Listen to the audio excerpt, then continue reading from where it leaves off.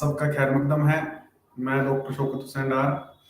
Dear learners, जैसा कि आप जान रहे हैं कि हमारा जो ये कोर्स है ये है PEGE 142, जिसका अनुवाद है अंडरस्टैंडिंग ड्रामा।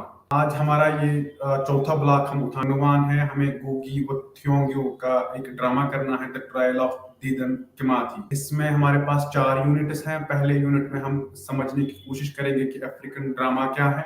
उसके बाद हम गोगी व थ्योंग्यो के बारे में पढ़ने की कोशिश करेंगे, उसकी लाइफ को जानने की कोशिश करेंगे, उसका बैकग्राउंड हम देखेंगे, उसने एजुकेशन कैसे हासिल की थी और उसका क्या वर्ल्ड व्यू था, उसने जो राइटिंग्स लिखी थी उनमें उसका क्या मेन थीम्स उसके क्या थे। उसके साथ बाद हमारे पास जो 2 यूनिट्स रहते हैं वो हमारे पास जो प्ले है द ट्रायल ऑफ दीदन किमाती, उसको हम पढ़ेंगे, समझने की कोशिश करेंगे और जो मेन थीम्स हैं उन पे हम गौर फिक्र करेंगे और उसके साथ साथ हम उनको अच्छे से समझने की कोशिश करेंगे। और उसके अलावा हम समझने की कोशिश करेंगे कि जो अफ्रीकन लिटरेचर है, जो गोगी थ्योंग्यो जो है, इसका क्या कंट्रीब्यूशन है अफ्रीकन लिटरेचर में। तो पहले हम अभी तक हमने 3 ब्लॉक्स कंप्लीट किए हैं। लास्ट ब्लॉक में हमने मोहन राकेश का जो प्ले था हाफ वे हाउस, उसको हमने कंप्लीट किया है। तो थोड़ा सा उसमें कुछ रहता है, तो पहले उसको करने की कोशिश करेंगे, उसके बाद हम गोगी व थ्योंग्यो के प्ले पे आते हैं। तो जो हाफ वे हाउस है उसमें एक्चुअली हम अब जान रहे हैं कि जो वो प्ले है वो एक अर्बन क्लास फैमिली के बारे में लिखा है मोहन राकेश ने। और मोहन राकेश के जो मोस्टली प्लेज हैं वो सिटी लाइफ के होते हैं। जितने भी इश्यूज सिटी में होते हैं उन्होंने मेनली उन्हीं इश्यूज को डिस्क्राइब किया है, उन्हीं इश्यूज को उन्होंने हाईलाइट किया है। या हम ऐसे भी कह सकते हैं कि ये हाफ वे हाउस है, it is a problem play, यानी कि एक और कैटेगरी होती है प्लेज की जिनको हम प्रॉब्लम प्ले बोलते हैं। प्रॉब्लम प्ले में हम क्या पढ़ते हैं या क्या जानते हैं? जो प्रॉब्लम प्लेज होते हैं, प्रॉब्लम प्लेज में एक्चुअली जो एक राइटर होता है वो जितने भी इश्यूज सोसाइटी में होते हैं, जितनी भी प्रॉब्लम्स सोशल या प्रॉब्लम्स के साथ जिनको हम सोशल इविल्स भी बोलते हैं, उनको वो उजागर करते हैं, उनको वो हाईलाइट करते हैं, उनको वो हमारे पास लाते हैं, एक रीडर के पास वो लाते हैं, ऑडियंस के पास लाते हैं। और अगर हम प्ले की बात करते हैं तो उन्हीं प्रॉब्लम्स को वो आपको थिएटर में देखने को मिलती है। वो प्रॉब्लम्स जो एक राइटर होता है उनको हाईलाइट करता है।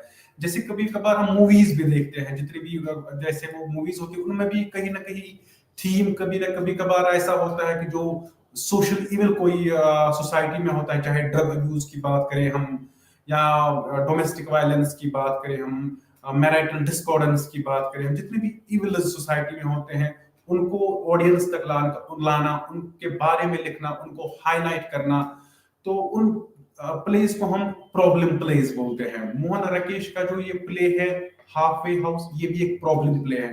ये वैसे ही एक प्रॉब्लम प्ले है जैसे हमने जॉन ऑसबॉर्न का प्ले, उसके बारे में हमने आपको इंट्रोडक्शन दिया था लास्ट लेक्चर में, look back in anger.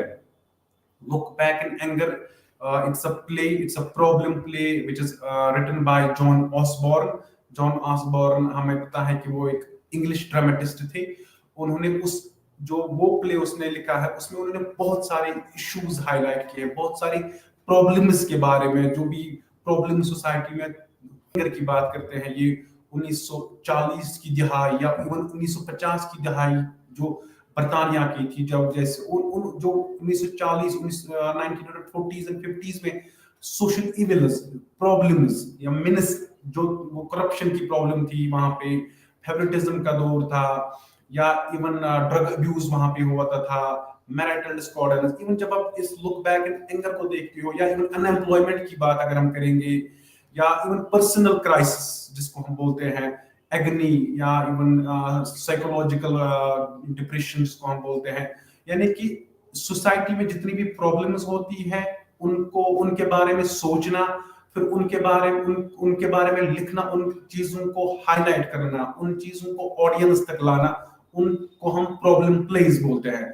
John Osborne is a wonderful dramatist vis-a-vis this problem play. और वैसे ही मोहन राकेश का भी प्ले जो है हाफ वे हाउस, ये भी एक प्रॉब्लम प्ले है। अब आपको समझ आया होगा जो प्रॉब्लम प्ले होता है। जैसे हमने प्लेज, इसके बहुत सारे फॉर्म्स होते हैं। हमने ट्रेजेडी के बारे में अर्लियर लेक्चर्स में आपको जानकारी दी। उसके बाद हमने कॉमेडी के बारे में जानने की कोशिश की। उसके बाद हमने डोमेस्टिक ट्रेजिडी भी पढ़ी, जैसे हमने all my sons, Arthur Miller जो है उस प्ले में वो एक डोमेस्टिक ट्रेजिडी के बारे में लिखता है। जैसे एक ट्रेजिडी जो होती है, ट्रेजिडी और डोमेस्टिक ट्रेजिडी में क्या फर्क है, मैंने आपको लास्ट लेक्चर में भी ये समझाने की कोशिश की। जो एक डोमेस्टिक ट्रेजिडी होती है एक्चुअली, पहले जब भी हम डोमेस्टिक ट्रेजिडी की बात करते हैं, you would always compare it with जो ट्रेजिडी होती है। क्योंकि जो ट्रेजिडी है, चाहे हम एरिस्टोटल की बात करोगे, एरिस्टोटल एक फेमस ग्रीक राइटर थे, उन्होंने एक थ्योरी दी थी, उन्होंने पोएटिक्स एक बुक लिखी है।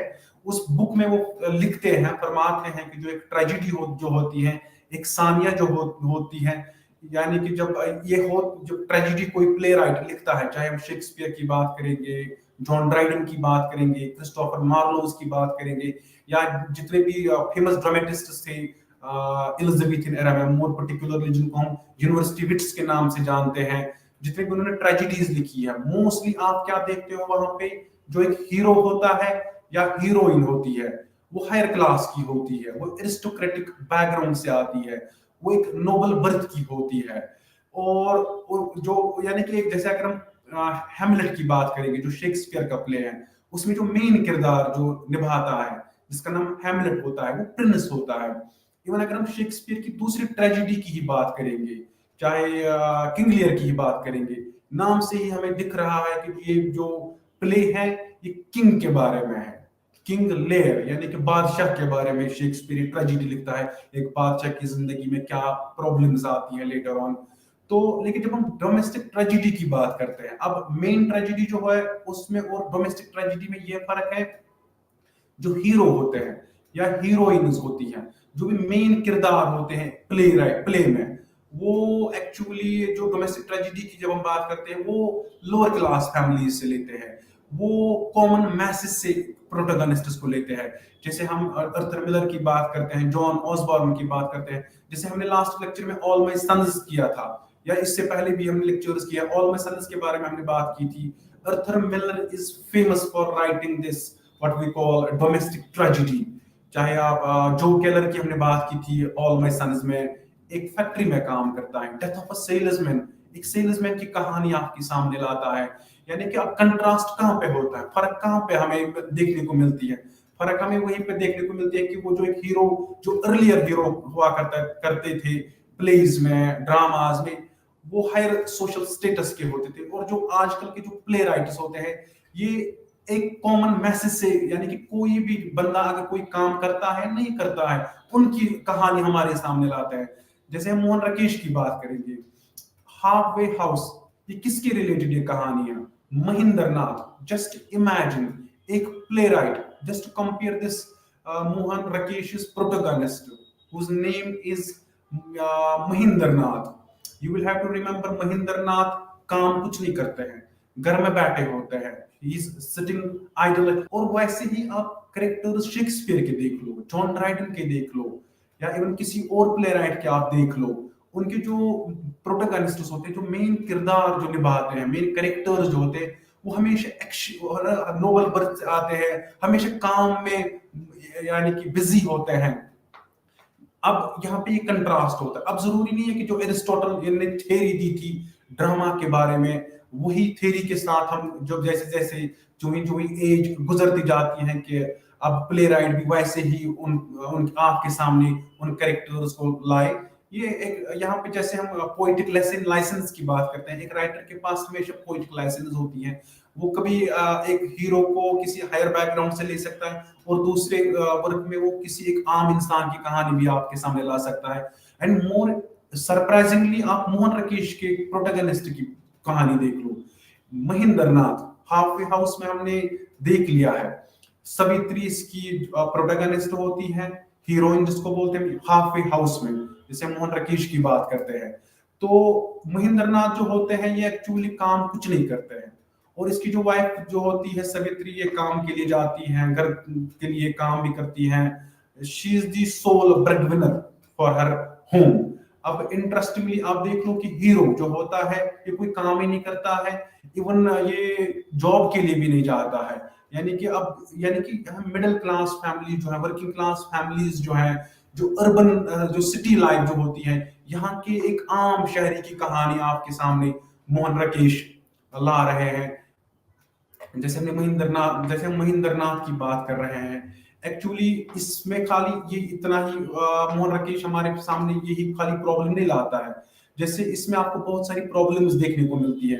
पहली प्रॉब्लम जो होती है conflict between husband and wife, यानी कि जो सवित्री जो होती है, जो महेंद्र नाथ की वाइफ होती है, वो एक्चुअली बहुत एंग्री होती है। She is very angry, infuriated, enraged with her husband because she believes कि मेरा हस्बैंड जो है ये खाली घर पे बैठा होता है, किसी काम के लिए नहीं जाता है। इवन यहाँ तक नहीं, वो अपने बच्चों के बारे में नहीं सोचता है, फ्यूचर के बारे में नहीं सोचता है, इवन खुद भी तलाश नहीं करता है काम के लिए वो कहीं से ढूंढ के लाए। तो फिर उससे क्या होता है कि अब वो मैरिटल डिस्कॉर्डेंस जिसको हम बोलते हैं, यानी कि शौहर और बीवी में जो कुछ तजाद होता है, कुछ कॉन्फ्लिक्ट होता है। यानी कि आप अर्बन जो सिटी लाइफ होती है, इवन रूरल लाइफ में भी आप ये देख सकते हो। तो इसके साथ साथ जो हाफ वे हाउस है, इसमें हमें इस प्ले में हमें एक और इम्पोर्टेंट इशू देखने को मिलता है, वो है alienation. Alienation in what sense? Alienation जैसे महेंद्र नाथ को अब वो साइकोलॉजिकली एक सोचता रहता है कि उसकी वो जो एक जॉइंट फैमिली में हुआ करते हैं, और वो जब जॉइंट फैमिली में रहते हैं तो जो इसकी वाइफ होती है, इसके बच्चे होते हैं, ये भी अपने, यानी कि इसकी वाइफ जो अपने हस्बैंड की तरफ देखती है, तो वो फिर कोसते रहते हैं इसको कि आप अपने काम के लिए नहीं जा रहे हो, आप कुछ काम नहीं कर रहे हो। तो फिर वैसे ही परेशानी बच्चों के लिए भी होती है, चाहे किन्नी या बिन्नी वो उसके बच्चे होते हैं, या इवन अशोक उसका बेटा होता है, वो भी थोड़ा सा सरप्राइज होते हैं कि हमारे पापा क्यों कोई काम नहीं करते हैं। तो फिर वो एक डिस्कॉर्डेंस, एक तजाद फैमिली में पैदा उससे होता है। तो उसी की वजह से फिर एक जो महेंद्र नाथ है, ये फिर एलिनेशन में चला जाता है। ये अपने आप को बड़ा अकेला अकेलापन में ये महसूस करता है। तो यानी कि यहाँ पे एलिनेशन की बात करते हैं हम, या जैसे एलिनेशन के साथ साथ एक और प्रॉब्लम इसमें आपके सामने मोहन राकेश जो लाता है, वो ये है कि जैसे हम अभी फैमिली की बात कर रहे थे, conflict between husband and wife, which we famously call marital discordance। तो उसके साथ साथ एक्चुअली अगर हम फेमिनिस्टिक पर्सपेक्टिव से देखेंगे इस प्ले को, हाफ वे हाउस को, तो सवित्री और महेंद्र नाथ के दरमियान जो रिश्ता होता है, इसमें बहुत प्रॉब्लम्स होती है। यानी कि महेंद्र नाथ जो होते हैं, कभी कभार ये अपने वाइफ को मारते भी है, उसके साथ अब्यूज यानी कि गलत लैंग्वेज भी इस्तेमाल करते हैं, रूड वर्ड्स भी यूज करते हैं अपने वाइफ के साथ। इतना ही नहीं, वो उसको बार कभी कभार मारते भी हैं। तो अगर हम फेमिनिस्टिक पॉइंट ऑफ व्यू से देखेंगे, तो यानी कि अगर यानी कि अगर कोई फेमिनिस्ट होगा and he is going to read this play as a feminist, तो he would definitely ask this question कि Mahendra Nath, who is just sitting idle at home, he's not even doing any sort of job, he's a jobless, he's unemployed man, despite living this what you call a life of unemployment। Even तो उसकी जो wife होती है वो काम के लिए जाती है, काम के साथ साथ वो अपने घर की भी काम करती है, अपने बच्चों की भी केयर करती है। लेकिन जो ये वाइफ जो हस्बैंड होते हैं, ये बार बार पीटते हैं, पिटाई करते हैं अपनी वाइफ की।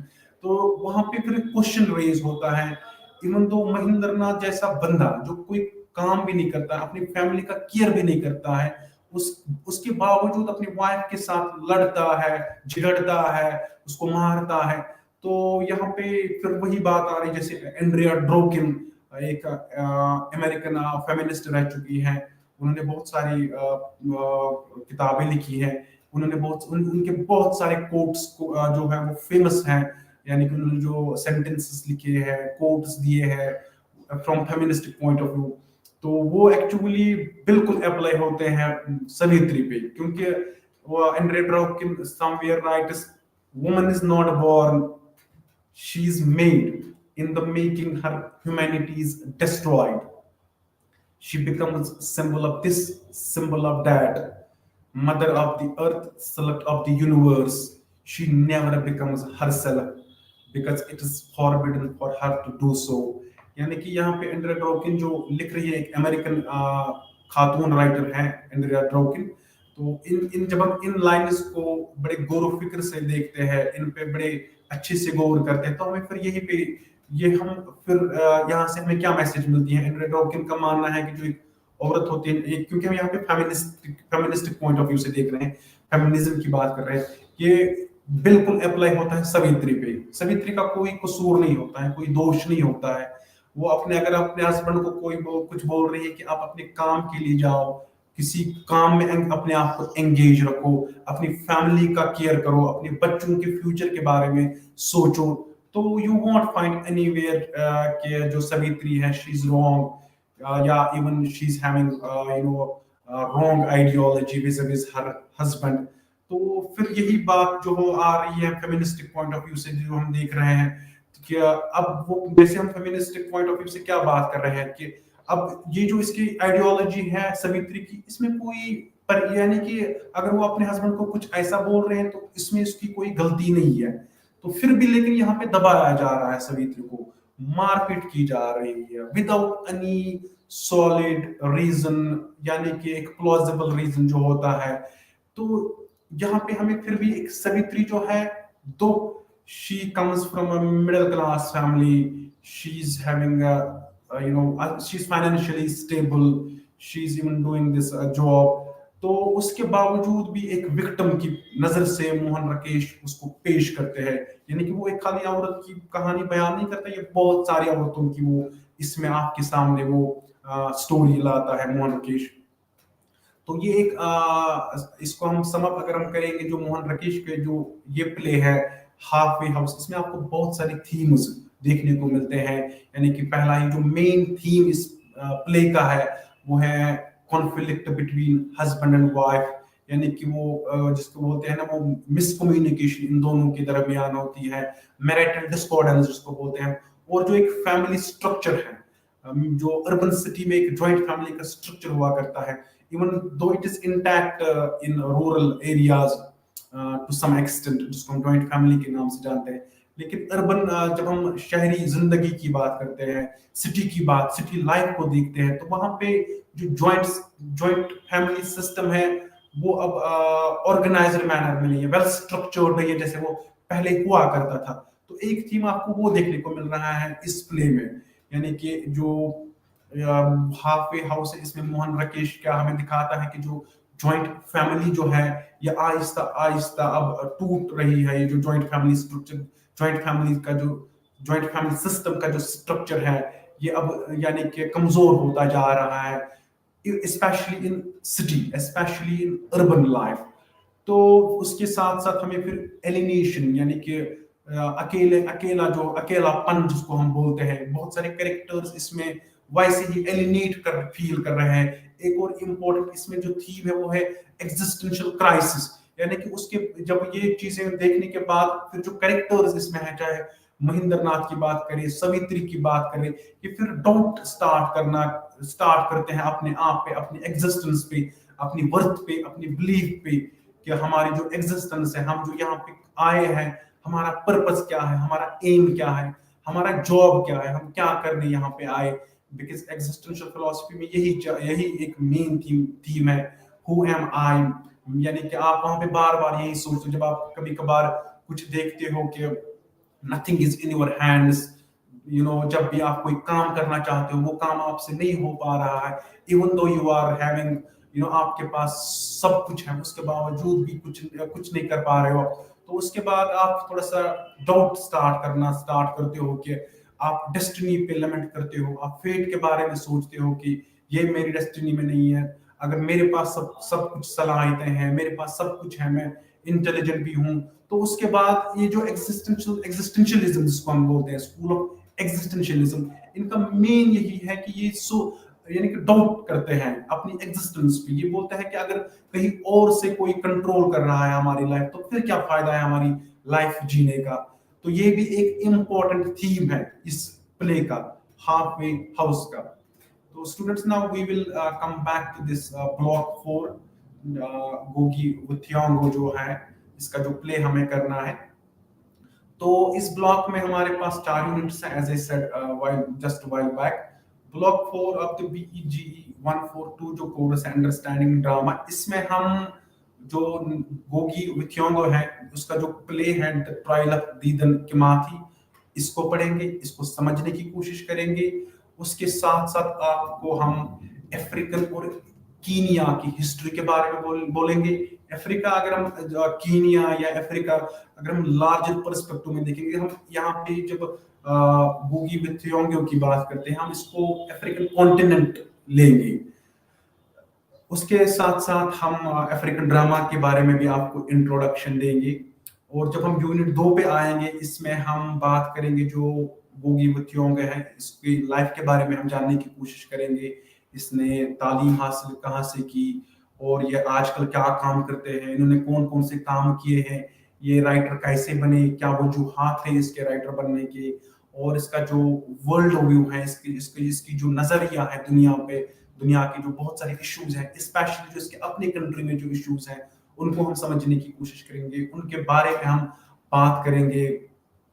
और इसकी जो मेन जो इसकी कंसर्न्स हैं अफ्रीकन लैंग्वेज के रिलेटेड, या वहां पे भी इसका जो क्लास कॉन्फ्लिक्ट अफ्रीकन सोसाइटी में आप देखते हो, वो भी हम देखने की कोशिश करेंगे।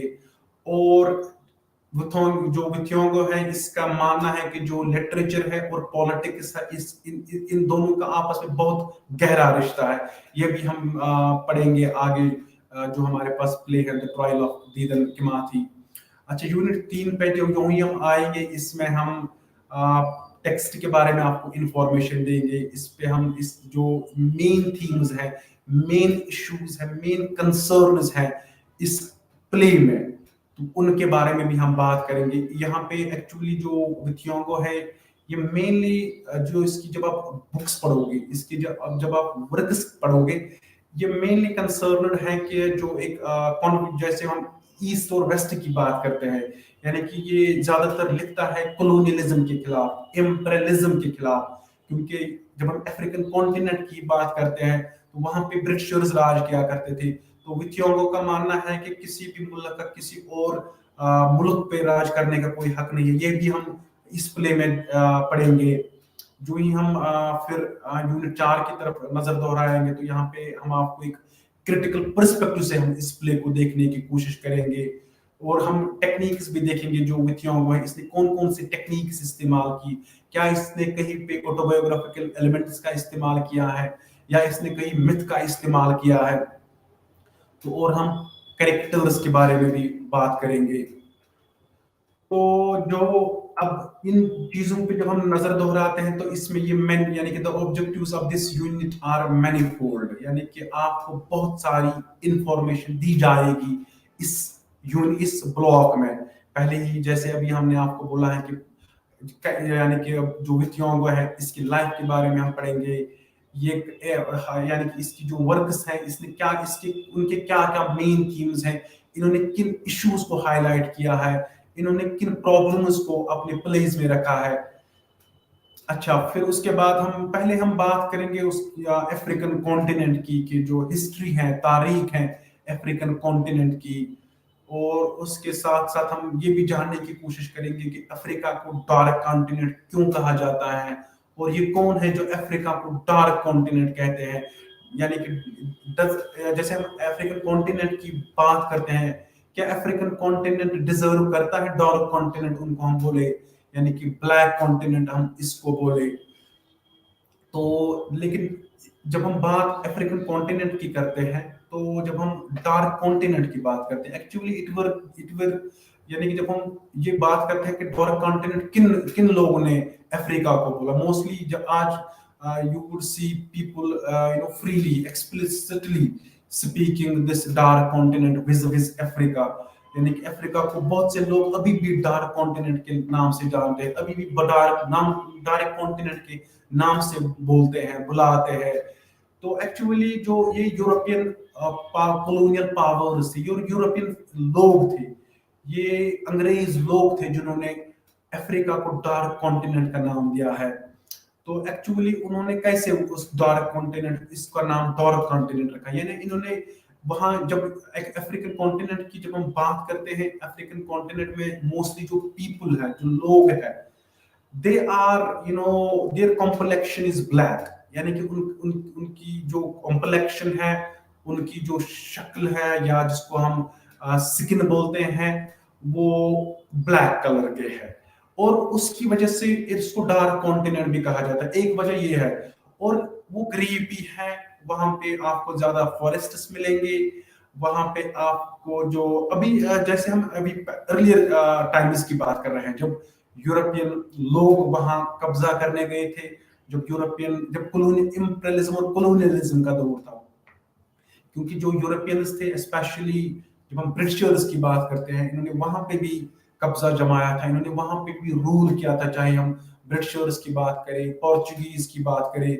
जो भी मेनली हम यूरोपियन कॉलोनियल पावर्स उनको बोलते हैं, क्योंकि ये वहां समंदर के जरिए वहां पहुंच गए। अर्लियर टाइम्स की बात कर रहे हैं हम, जब जहाज नहीं हुआ करते थे, तो या इवन रेलवेज नहीं हुआ करते थे, तो तब जब यूरोपियन जो सिविलाइजेशन है, जो इनके मास यानी कि कॉलोनियल पावर्स जो है, जो यूरोपियन गवर्नमेंट हुआ करती थी 15 16 17 सेंचुरी में, तो या इवन लेट 19th सेंचुरी तक, जो वेस्टर्न पावर्स हैं, इन्होंने बहुत वहां जाया करते थे अफ्रीकन कॉन्टिनेंट में, वहां गुर्बत थी, वो गरीब थे, वो यानी कि अभी प्रिमिटिव लोग जैसे वो थे, एंशियंट जैसे वो कदीम लोग थे, रहन सहन उनका अच्छे ढंग से नहीं हुआ करता था, तालीम याफ्ता लोग नहीं थे, काम भी वो कुछ नहीं करते थे, और इवन जैसे हम पढ़ते हैं वहां से हमें ये भी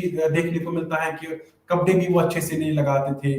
तो जब यूरोप के लोग वहां गए, यानी कि इनका मोटिव ये था कि हम वहां पे कब्जा करें, इन पे रूल करें, तो इन्होंने क्या देखा वहां पे, इन्होंने देखा कि ये अफ्रीकन कॉन्टिनेंट में जो लोग रह रहे हैं, अफ्रीकन कॉन्टिनेंट में जितनी भी कंट्रीज है, ये गुर्बत के दौर से गुजर रही है, यानी कि इनके पास ये एजुकेटेड नहीं है, अनएजुकेटेड है, they are primitive, ancient, barbaric in character. ये जो ट्रेड्स हैं, ये यूरोपियन लोगों ने ही इनको दिया है।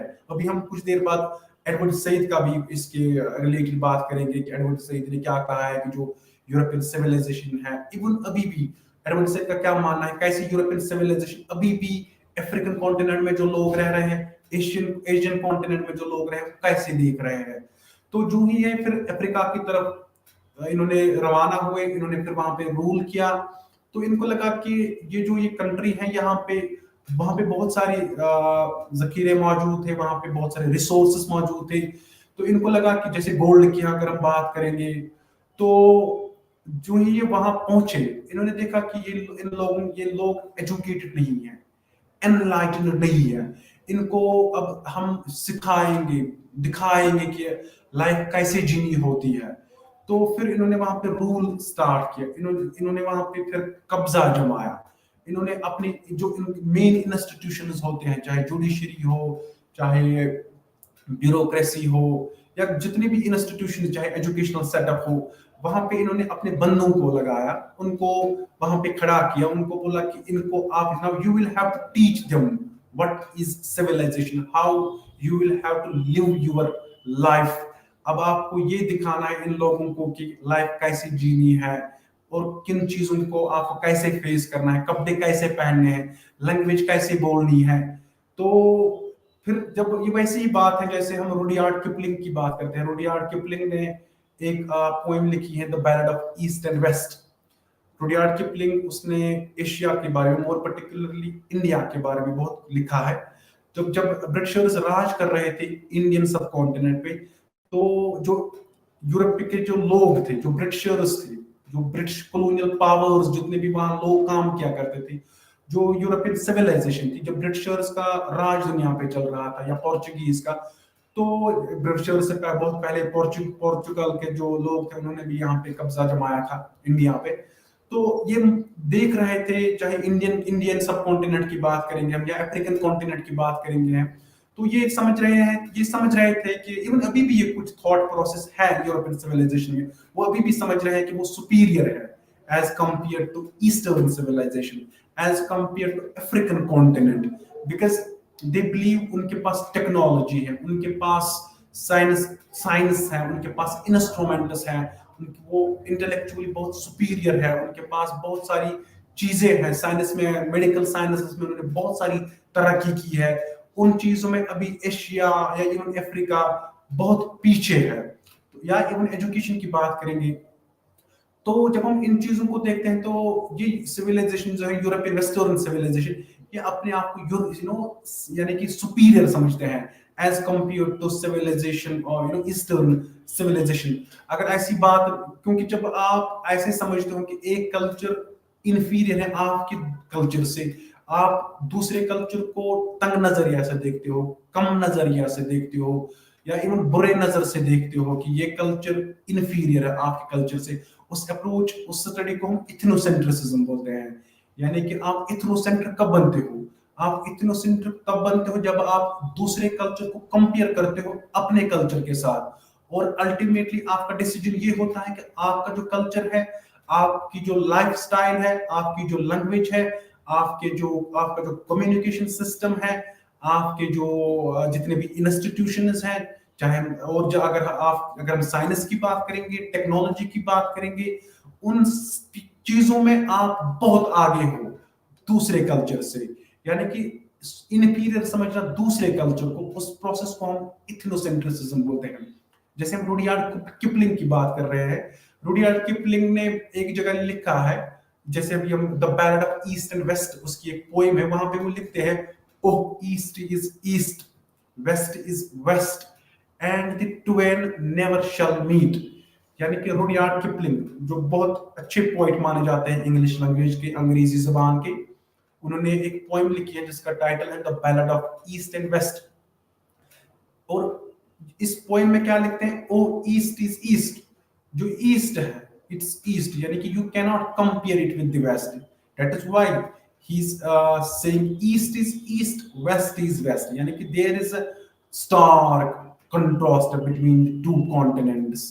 यानी कि ईस्ट वेस्ट को कभी आप ईस्ट के साथ कंपेयर नहीं कर सकते हो। दैट इज व्हाई, यानी कि फिर क्या लिखते हैं वो, and the twain never shall meet.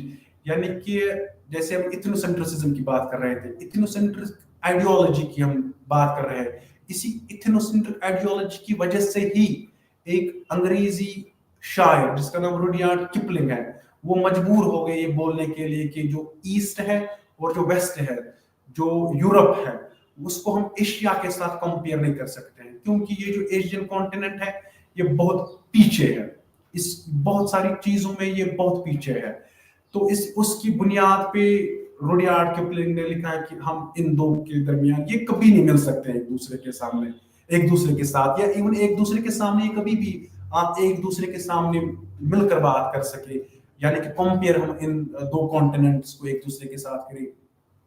जैसे टॉमस मैकाउली, मिनट्स ऑफ एजुकेशन, उसकी एक फेमस बुक है, वो भी एक रेसिस्ट आइडियोलॉजी का बंदा था, वो भी एक कल्चरल इलीटिस्ट था।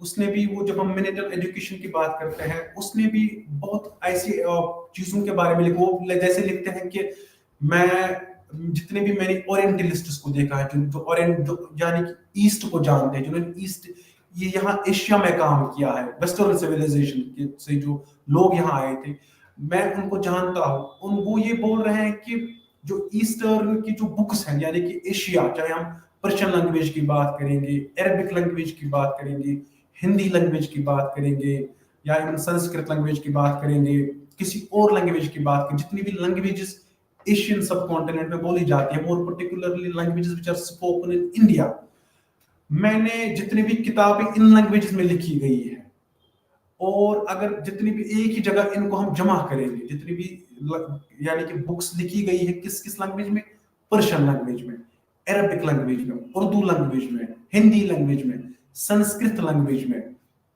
कन्नड़ा लैंग्वेज में, तो यानी कि अगर दो शेल्फ्स हम वेस्टर्न सिविलाइजेशन से, यानी कि लाइब्रेरी से लाएंगे बुक्स, फिर भी वो इन पे हावी हो जाएगी। यानी कि वही सुप्रीमेसिस्ट आइडियोलॉजीज को बोलते हैं हम, यानी कि एक वो अपने कल्चर को सुपीरियर समझता है, अपने लैंग्वेज को सुपीरियर समझता है एज कंपेयर टू ईस्ट। और खाली इतना ही नहीं, यानी कि उनका मानना है कि उनके जो ऑथर्स हैं, उनके जो राइटर्स हैं, वो बहुत सुपीरियर है and the writers which were living in east which were living in east। तो ये एक सुप्रीमेसिस्ट आइडियोलॉजी है। और उसी के बावजूद, और ये जैसे इन चीजों के बारे में, और यानी कि एडवर्ड सईद जो है वो बड़े खुल के, बड़े एक्सप्लिसिटली बात करता है। उसकी जो एक बुक है Orientalism, Edward Said, we all know he is one of the founders of post colonial studies.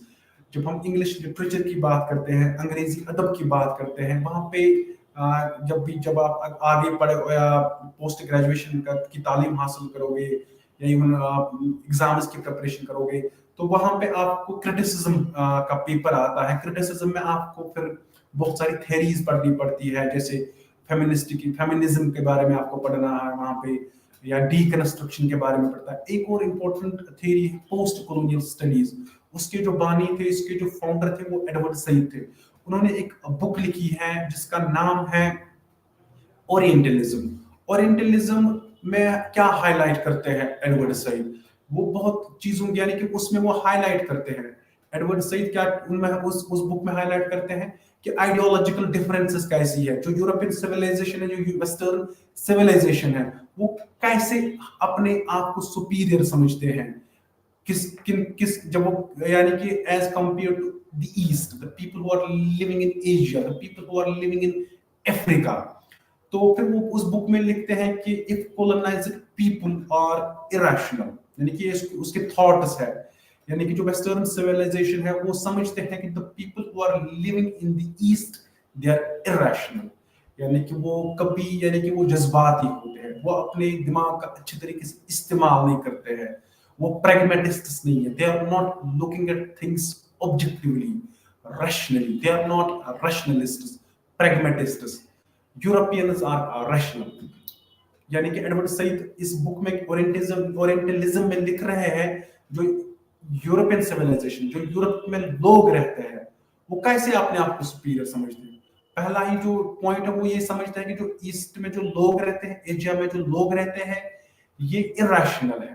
और जो यूरोप की सिविलाइजेशन है वो खुद समझते हैं कि, जैसे भी हम बात कर रहे थे, कि वो समझते हैं कि हमारे पास माइंड है, हम एनलाइटनड है, हम इंटेलेक्चुअल्स हैं, हमारे पास बहुत सारी नॉलेज है, हमने दुनिया को बहुत कुछ दिया है, हमने दुनिया को बहुत कुछ समझाया है, उसकी वजह से हम रैशनल माइंड्स हैं।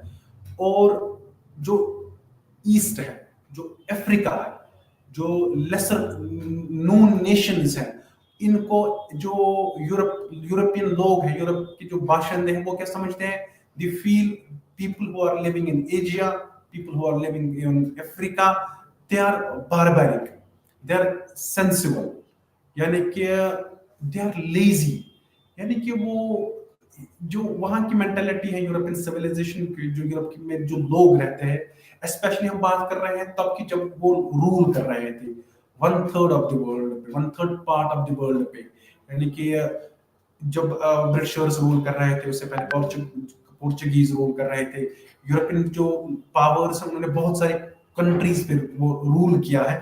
तो उस जब वो रूल कर रहे थे, चाहे अगर हम ब्रिटिशर्स की बात करेंगे, जो वो इंडियन सब कॉन्टिनेंट पर रूल कर रहे थे, इन्होंने ये वहां पे यहाँ पे बहुत सारी चीजें देखी।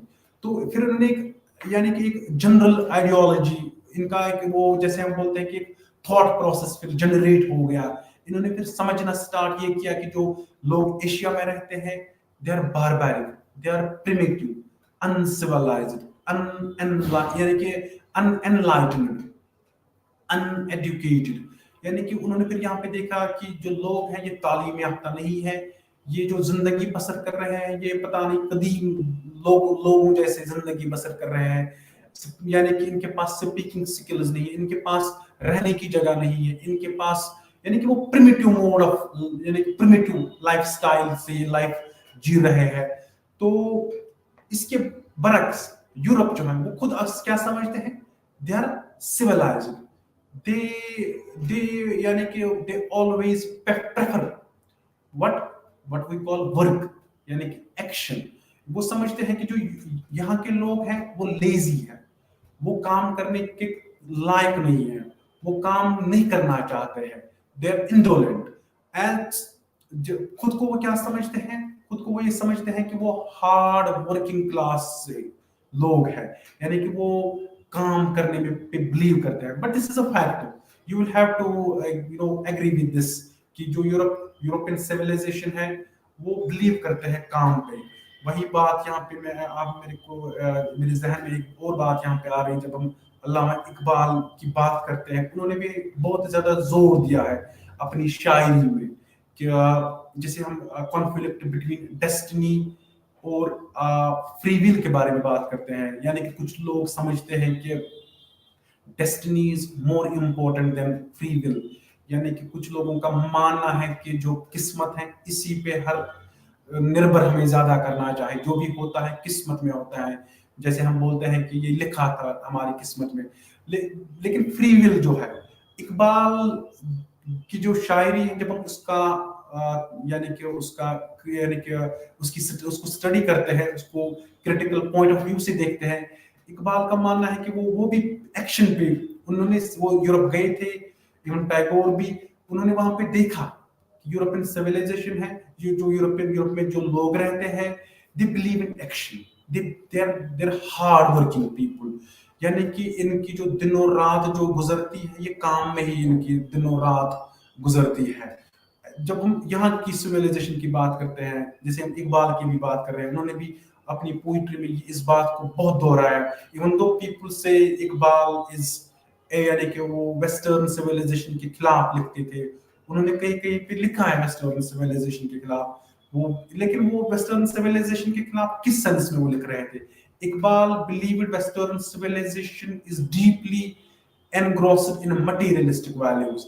They prefer wealth, property, money as compared to what we call soul, spirit. तो वैसे ही टीएस इलियट का भी मानना था। टीएस इलियट की जब हम बात करते हैं, टीएस इलियट ने इस बात पे बहुत जोर दिया है कि जो वेस्टर्न सिविलाइजेशन है, दे आर यानी कि body, it's a body oriented civilization, it's not what we call it, यानी कि वो they are giving little or no importance to an entity called spirit. तो अभी हम इकबाल की बात कर रहे थे, इकबाल की पोइट्री में आप क्या देखते हो? उन्होंने शाहीन का कॉन्सेप्ट दिया है, ईगल जिसको हम बोलते हैं, एक बर्ड जो है, उस ईगल के जरिए वो समझाना चाहता है।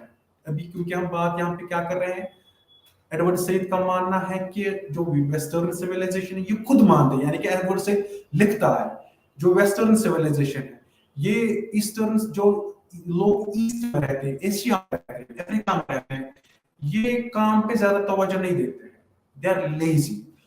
लेकिन एडवर्ड सईद का कहना है कि जो वेस्टर्न सिविलाइजेशन वो ये मानते हैं, वो इस बात से यानी कि ये उनकी आइडियोलॉजी है कि वो बोलते हैं कि हम काम पे बिलीव करते हैं। तो फिर अब जब हम इकबाल की पोइट्री में भी देखते हो, इकबाल की पोइट्री जब हम पढ़ते हैं, उसमें भी हम बार बार यही देखते हैं, जैसे उसने शाहीन की जिक्र बार बार की है, उससे क्या समझाना चाहता है वो अपने रीडर को? वो यही समझाना चाहता है, be like an eagle. Eagle is a symbol for what? Eagle is a symbol for what we call self reliance, self respect, continuous struggle, endurance, valour. यानी कि जब हम शाहीन की बात करते हैं, शाहीन क्या करता है, उसका क्या काम है? परवाज, यानी कि वो हम यानी कि ऊपर की तरफ जाता है। जैसे इकबाल कहीं पे लिखते भी है, झपटना, पलटना, पलट के झपटना, लोगों को गर्म रखने का है एक बहाना। तो जब हम इसकी बात करते हैं, यानी कि शाहीन की बात करते हैं, इट्स ऑलवेज इन एक्शन। यानी वैसे ही जैसे वेस्टर्न सिविलाइजेशन बिलीव करते हैं, वो किस पे बिलीव करते हैं? एक्शन पे बिलीव करते हैं। वैसे ही ईगल से, शाहीन से हमें इकबाल समझाना चाहता है कि be like an eagle, you will have to live your life like an eagle. Eagle always remains in action. As I said, Iqbal लिखते हैं कि झपटना, पलटना, पलट के झपटना, यानी कि ये क्वालिटी है ईगल की। वो क्या, उसकी क्या क्वालिटी है? वो बिलीव करती है किस पे? परवाज पे। वो ये नहीं सोचती है कि मैं कहीं, वो ये नहीं सोचते हैं कि मैं थक कर कहीं गिर ना जाऊं, या मेरी जो जो ये उड़ान है, मैं ये इसमें मैं आगे जा सकूं या नहीं जा सकूं। तो वैसे एक्शन की बात हो रही है। तो वैसे ही जब यूरोपियन जो लोग हैं, ये जब ये कहाँ गए थे, जब ये गए थे अफ्रीका में, इन्होंने वहां पे वैसी ही बात देखी है कि जैसे एडवर्ड सईद फरमाते हैं कि इन्होंने वहां पे देखा कि जो अफ्रीकन सिविलाइजेशन है, जो अफ्रीका में लोग रह रहे हैं, ये इंडोलेंट है, ये भी लेजी है, ये भी काम करने के काहिल नहीं है। तो जैसे वो लिखते हैं एडवर्ड सईद, उसमें वो इसमें लिखते हैं कि जो वेस्टर्न सिविलाइजेशन है, ये बिलीव करते हैं कि जो ओरिएंट है, जो people who are living in the east, or even for that matter who are living in African continent, they are static। यानी कि अब जो है, यानी और भी एडवर्ड सईद आगे लिखते हैं कि जो ये जो वेस्टर्न सिविलाइजेशन है, ये इथिकल होते हैं एज कंपेयर, जैसे हम अगर हम अफ्रीकन कॉन्टिनेंट की बात करेंगे या एशियन कॉन्टिनेंट की बात करेंगे, ये हमेशा इस काम में लगे होते हैं कि हमने कुछ देना है, हमने कुछ कंट्रीब्यूट करना है अपनी सोसाइटी के लिए। तो यही चीजें हम, क्योंकि हम अफ्रीका की बात कर रहे हैं, why Africa is called a dark continent. Dark continent अब आपको समझ आया होगा कि किन क्या वजूहात थे कि जो यूरोप के लोग थे ये मजबूर हो गए किसको, अफ्रीका को एक ब्लैक यानी कि डार्क कॉन्टिनेंट इसको बोलना, तारीख जिसको हम बोलते हैं, ब्लैक कॉन्टिनेंट के नाम से भी इसको जानते हैं। तो Africa, in most books of history written by Europeans, the continent of Africa is referred to as the dark continent। अभी हमने इसके बारे में बात की है कि जितने भी बुक्स यूरोपियन लोगों ने लिखी है, मोस्टली अगर आप हिस्ट्री की बात करोगे या लिटरेचर के पॉइंट ऑफ व्यू से बात करेंगे हम, वहां पे आपको दिखेगा कि जो वेस्टर्न राइटर्स हैं वो अफ्रीका को किस नजर से देखते हैं, दूसरी नजर से देखते हैं। यानी कि वो जब भी वो लिखते हैं, स्पेशली हम अर्लियर राइटर्स की बात करेंगे, अगर हम जोसेफ कॉनराड की बात करेंगे, हार्ट ऑफ डार्कनेस उसकी एक नॉवल है, उस नॉवल में भी आपको यही देखने को मिलेगा। वहां पे भी वो एक कॉलोनियलिस्टिक नजर से वो देखता है अफ्रीका को। जोसेफ कॉनराड एक इंग्लिश राइटर रह चुके हैं, बहुत फेमस नॉवेलिस्ट हैं अंग्रेजी जुबान के। तो जब आप उसकी नॉवल पढ़ते हो हार्ट ऑफ डार्कनेस, उसमें भी वो एक न किसी ने, यानी कि अगर वो जैसे वो बोल इम्प्लिसिट जैसे वो बोलते हैं, नॉट एक्सप्लिसिटली, बज़ाहिर आपको नहीं लगेगा कि जो जोसेफ कॉनराड है वो किसको सपोर्ट करता है, कॉलोनियलिज्म को। लेकिन जब आप इम्प्लिसिटली उसको देखते हो, वहां पे आपको, जब आप कनोटेटिवली उसको देखते हो, आपकी जब आप अंदर की मीनिंग ढूंढने की कोशिश करते हो, heart of darkness, it's a wonderful novel, read it, go through it. वहां पे आपको देखने को मिलेगा कि whether we should call this gentleman called Joseph Conrad a colonialist or not। क्या वो कॉलोनियलिज्म के खिलाफ लिख रहा था जैसे जॉर्ज ऑरवेल लिख रहे थे, कि वो सपोर्ट कर रहा था कॉलोनियलिज्म को। तो हार्ट ऑफ डार्कनेस आप पढ़ोगे, एक अच्छी बुक है, एक अच्छी नॉवल है, शॉर्ट नॉवल है। तो उसको पढ़ने के बाद आपको एक आइडिया मिलेगा, एक मैसेज आप तक आएगी कि जो जोसेफ कॉनराड है वो सपोर्ट कर रहा था कॉलोनियलिज्म प्रोसेस को, कि वो उसके खिलाफ लिख रहा था। The expression the dark continent was most probably first used by travelers and missionaries who happened to visit the African continent much before political claims on its territory were made and it was colonized by various European powers। तो अभी हम बात कर रहे थे actually dark continent क्यों नाम दिया गया है इसको। तो एक्चुअली हमने ये बात भी की है कि डार्क कॉन्टिनेंट का नाम किन लोगों ने इसको दिया है, अफ्रीकन कॉन्टिनेंट को, यूरोप के जो लोग हैं, जो वेस्टर्न सिविलाइजेशन जो है, जो मिशनरीज थे, जो ट्रैवलर्स थे।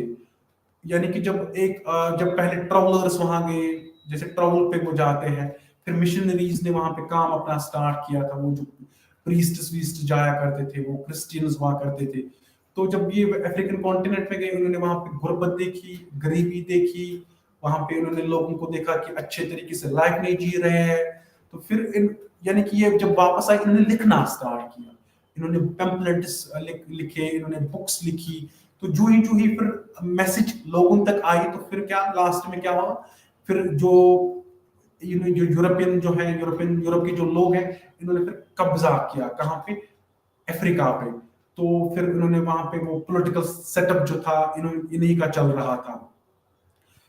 तो the term dark has been used for describing the continent of Africa because firstly the early travelers as well as missionaries considered as dark anything they did not understand much about। वही बात जो हम अभी कर रहे थे, जब ये इस कॉन्टिनेंट में गए, इन्होंने वहां के लोगों को देखा, इन्होंने वहां की सरजमीन देखी, इनको कुछ अनोखा वहां पे नजर आया, इनको अजीब सी फीलिंग इनको नजर आ रही थी, क्योंकि ये जो इनकी कंट्रीज थे, डेवलप्ड कंट्रीज से आ रहे थे, इनके पास बहुत इकोनॉमिक पावर था, पॉलिटिकल सेटअप अच्छा था, एजुकेशनल सेटअप भी इनके पास था, एजुकेटेड लोग थे, इंटेलेक्चुअल्स थे। यानी कि जब ये अफ्रीका में, इन्होंने वहां पे क्या देखा, उसके बरक्स इन्होंने क्या देखा वहां पे, जो ये खुद कर रहे थे अपने मुल्कों में, इन्होंने उसके बरक्स वहां पे देखा, उसके अपोजिट में देखा, यानी कि गुर्बत देखी। इन्होंने लोगों को वहां मुस्तकम, यानी कि वो गरीबी की हालत में रह रहे थे, उनके पास इवन खाने के लिए चीजें भी नहीं थी। तो फिर इन्होंने वहां पे जो उनके पास रहने के लिए मकान भी नहीं थे, जब उनके कलर को इन्होंने देखा, वो ब्लैक, यानी कि जो अफ्रीका में जो लोग रहते हैं वो black, they are having this black complexion. तो इन कुछ ये वजूहात थे जिनकी वजह से इन्होंने फिर अफ्रीका को डार्क बोला, डार्क कॉन्टिनेंट के नाम से बोला। Secondly, and more importantly, these first visitors considered Africa to be inhabited by people who were primitive and uncivilized. तो जो ये लोग हैं, इन्होंने अब क्या कंसिडर करना स्टार्ट किया कि जो लोग यहाँ रह रहे थे या पहले आ रहे थे या जो रूल कर रहे थे, वो अनसिविलाइज्ड थे, यानी कि वो इंसानी तरीके से लाइफ नहीं जी रहे थे। वैसी ही बात जैसे एडवर्ड सईद ने लिखा है कि जो जो एक वेस्टर्न की जो सिविलाइजेशन है, ये किस नजर से देखते हैं, तंग नजर से देखते हैं, दूसरी नजर से देखते हैं ईस्ट को। ईस्ट में जो लोग रह रहे हैं, अफ्रीका में जो लोग रह रहे हैं, वही बात कि ये समझते हैं कि जो लोग यहाँ पे रह रहे हैं, दे आर प्रिमिटिव, एंशिएंट, यानी कि वो रैशनल नहीं है, वो इरेशनल है, वो इमोशनल है, वो सेंसिबल है, वो लेजी है। तो इन ये कुछ वजूहात थे। और उसके साथ साथ जैसे अभी the colour of ignorance as we know is black, यानी कि according to these early missionaries the Africans believed in magic and other so called irrational rituals and customs. यानी कि ये वजह है इन वजूहात की, यानी कि ये कुछ वजूहात थे जिनकी बिना पे यूरोप के जो लोग थे उन्होंने कहना स्टार्ट किया अफ्रीकन लोगों को, अफ्रीकन सिविलाइजेशन को, होल अफ्रीकन कॉन्टिनेंट को dark continent. Although we should not call it a dark continent, it's unethical. उनका वो complexion वैसा है, उनका कलर वैसा है। वैसी ही बात अभी हम जो कर रहे थे, अगर आप ऐसा स्टार्ट करते हो, then you consider yourself, you believe your culture is superior than the culture of African continent. Your complexion is more refined than the color of African people.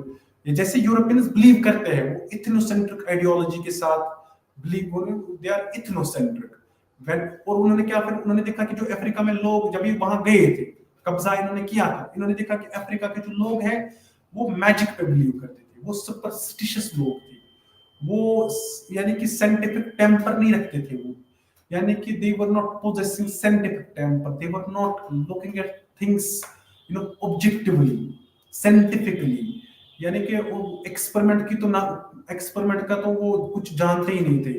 और इसके साथ साथ इरेशनल रिचुअल्स, जैसे कुछ रिचुअल्स होते हैं, रस्म रिवाज जो कुछ होते हैं, उन्होंने वहां पे कुछ अजीब तरीके से उनको देखा कि वो मिथ पे बिलीव करते हैं। यानी कि कोई उन्होंने, जैसे अफ्रीका में अभी भी कुछ ट्राइब्स ऐसी है, वो ट्री को वो ट्री की पूजा करते हैं, उनको लगता है कि जो एक दरख्त है वही उनकी सब कुछ वही करता है, यानी कि that the tree that is controlling their lives। तो जब इन्होंने ये चीजें देखी वहां पे, फिर इन्होंने स्टार्ट किया बोलना इनको कि ये प्रिमिटिव लोग हैं, ये कदीम लोग हैं, इनकी आइडियोलॉजी भी यानी कि रिफाइंड नहीं है। Once again, magic is associated with black color as the term black magic implies। जब हम मैजिक की बात करते हैं तो इसको हम ब्लैक कलर के साथ मोस्टली एसोसिएट करते हैं। तो ब्लैक कलर इसकी वजह से भी एक ये वजह ये भी है कि इसको यानी कि वेस्टर्न सिविलाइजेशन जो है, जो वेस्ट के में जो लोग रहते हैं, वो इसको डार्क कॉन्टिनेंट बोलते हैं। Finally there was the most obvious reason for calling Africa the dark continent, its inhabitants had a very dark skins. अब जो सबसे बुनियादी जो वजूद है, सबसे बुनियादी जो यानी कि या एक एक एक रीजन है, वो जिसकी वजह से लोग अफ्रीकन कॉन्टिनेंट को ब्लैक बोलते हैं, वो क्या है? वो यही है जिसकी बात हम अभी आपके सामने कर रहे थे। स्किन की बात कर रहे हैं। जैसे आपने अगर आप कीनिया जाओगे, जिम्बाब्वे जाओगे, युगांडा जाओगे, अफ्रीका जाओगे, वहां पे आप जो लोग देखोगे वहां पे उनका जो कॉम्प्लेक्शन है, उनका जो स्किन है वो ब्लैक कलर का है। और ये एक मेन वजह है। इसकी वजह से जो वेस्ट के लोग हैं वो इनको ब्लैक पीपल बोलते हैं। जैसे जब आप अमेरिका जब जैसे ये ब्लैक पीपल अमेरिका जाते हैं, बहुत पॉपुलेशन है अमेरिका में ब्लैक ब्लैक पीपल जिनको हम बोलते हैं। Martin Luther king, even Barack Obama, या जैसे ये ब्लैक कम्युनिटी से ही आए हैं। तो अब एक मार्टिन लूथर किंग ने एक स्पीच दिया था जिसको रिटन फॉर्म में भी उन्होंने पब्लिश करवाया था, आई हैव अ ड्रीम। तो उस ऐसे उस स्पीच में भी क्या दिखाते हैं मार्टिन लूथर किंग जूनियर, वो उसमें दिखाते हैं, बोलते हैं कि जो अमेरिका में जो ब्लैक पीपल है, जो काले लोग कहाँ पे रहते हैं, जिनका स्किन का कलर काला है, वो कहाँ पे रहते हैं, अमेरिका में रहते हैं।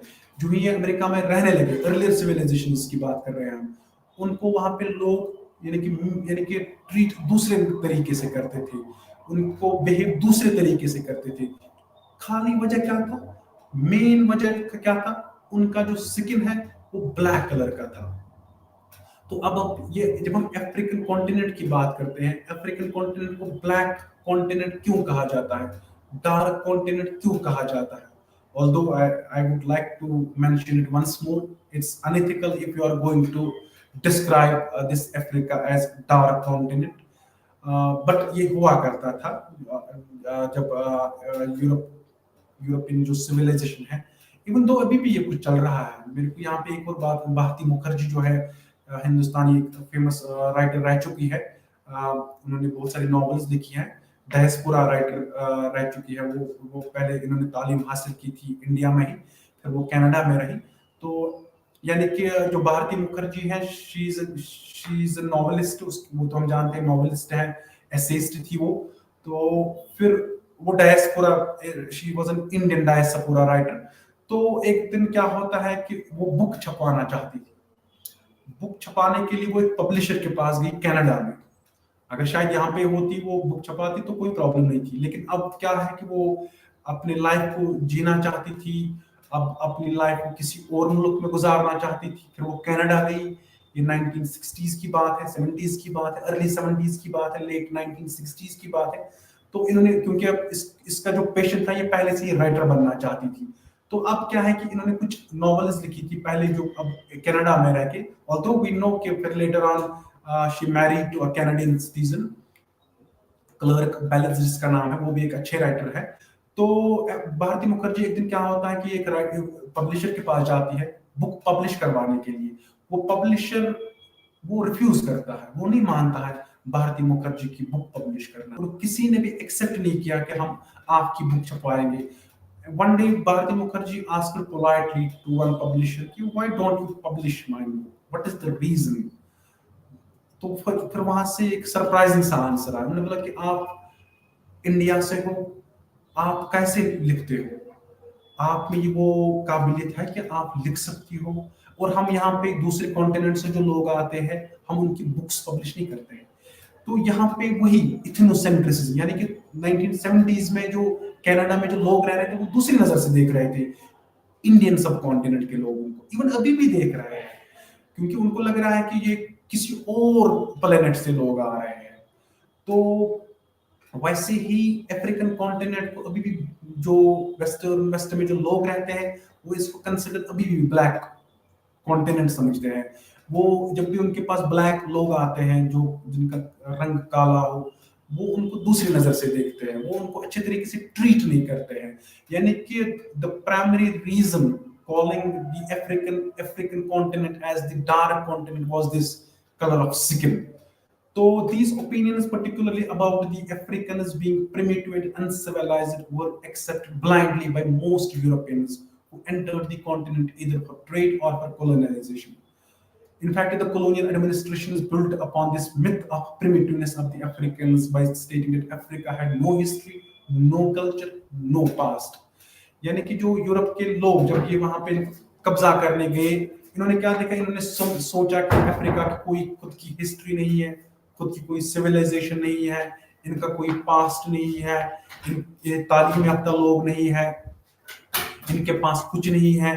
तो फिर ये कुछ वजूहात थे जिनकी वजह से इन्होंने फिर अफ्रीका को डार्क कॉन्टिनेंट बोला।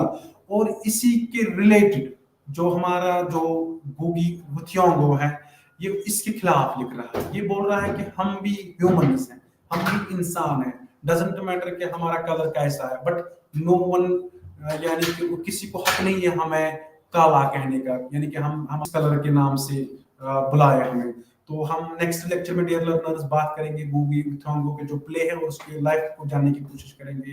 टिल देन हम मिलेंगे अब नेक्स्ट लेक्चर में। Till then take very good care of yourself. अल्लाह हाफिज।